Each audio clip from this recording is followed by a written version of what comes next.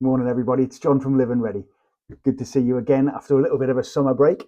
It's been quite a busy summer. I'm not going to do a full recount of what we've been doing in the summer, but it's been very interesting. Um, from youth festivals with 6,000 children to trying to do a little bit of relaxation after that, or recovery, to be fair. And then, interestingly, which is what I want to share about, is I felt significantly led to go on a bit of a tour of Cornwall, and it's very interesting because my family name comes from Cornwall, Keskies, and it means a sheltered encampment. So it was a little bit of a pilgrimage. It felt like, but it was by myself actually. We were planning to do a family holiday, but we weren't able to do that, and I felt strongly led to go and do that myself, which was just not normal.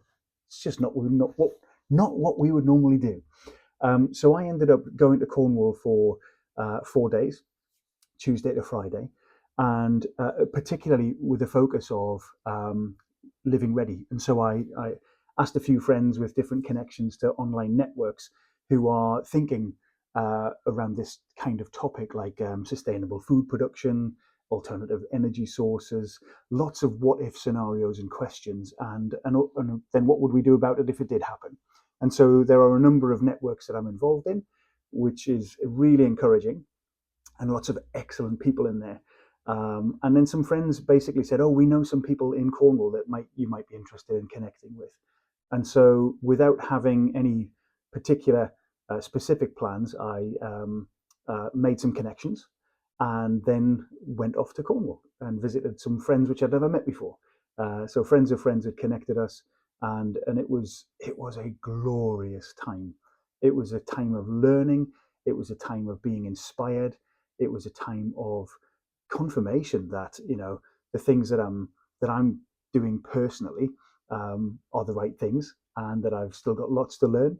But such an encouragement to see what other people are doing, and that's what I want to share about a little bit in this video. So hang tight because there's some lovely things.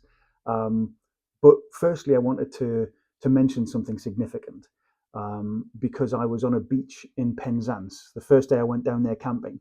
Did an overnighter towards Land's End, and then I went to Penzance, which is where my grandma was married, and um, and as I was sitting on a beach in Penzance overlooking St Michael's Mount, the sea was rolling in, and it was just a wonderful place just to relax. But then I had a bit of a moment where I had something communicated to me, and I believe it was from God, that there is a storm coming.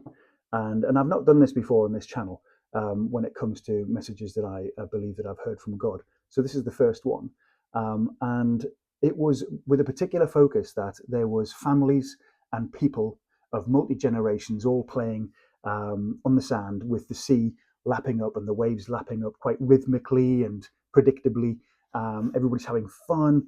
Everybody's playing games, and it's generationally what people have done for years and years and years. Entertainment, killing time beautifully, relationally, by the beach, with the sea. Nothing strange about that. But there, as I looked up, there was this huge black cloud coming around the peninsula. And from where I was, around the corner of Penzance, there's a peninsula around, well, going around the flipping corner, really. um, and I felt God saying that everybody, and this is particularly for the church, but you can have this speak to yourself if you're not involved in a church, because I think that it relates to everybody. But I felt that there was a specific call to to lift up your eyes.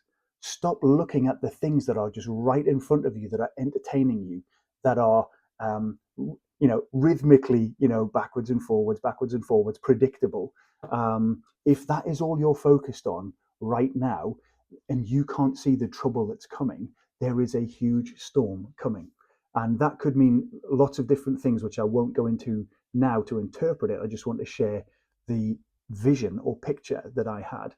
And this cloud was coming around the corner of the peninsula.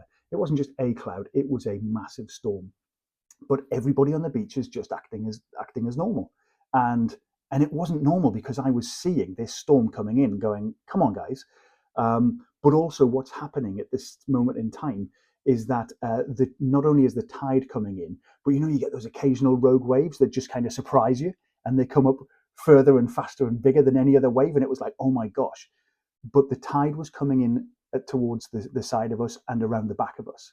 And we did not realize the danger that we were in.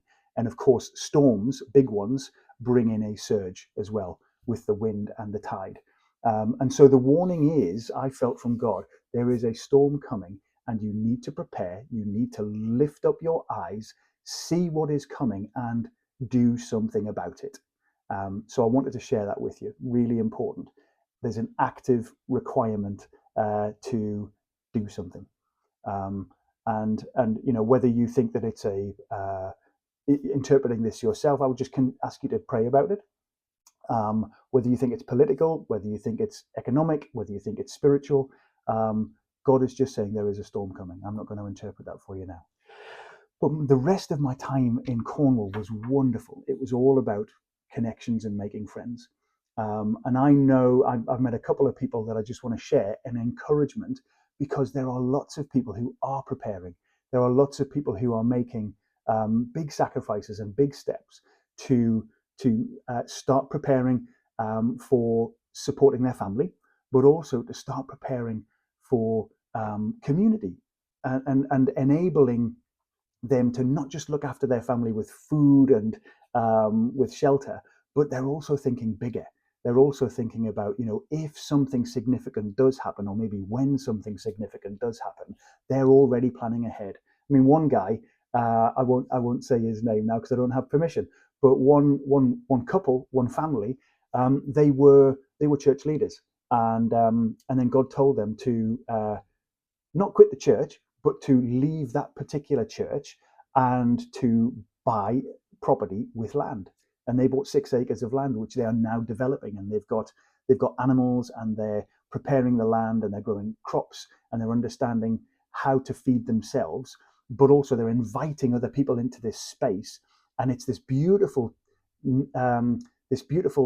balance of the practical and the spiritual, which is what we're talking about here. And so they're doing it now, and to see them doing it and to stay with them and to just understand what it takes to get to where they are now. They've been doing it for a year, and it's a big sacrifice, and it's a lot of faith. It's a big faith step, but they're doing it, and they are going to be able to sustain themselves and invite others to work with them and learn how to do it themselves.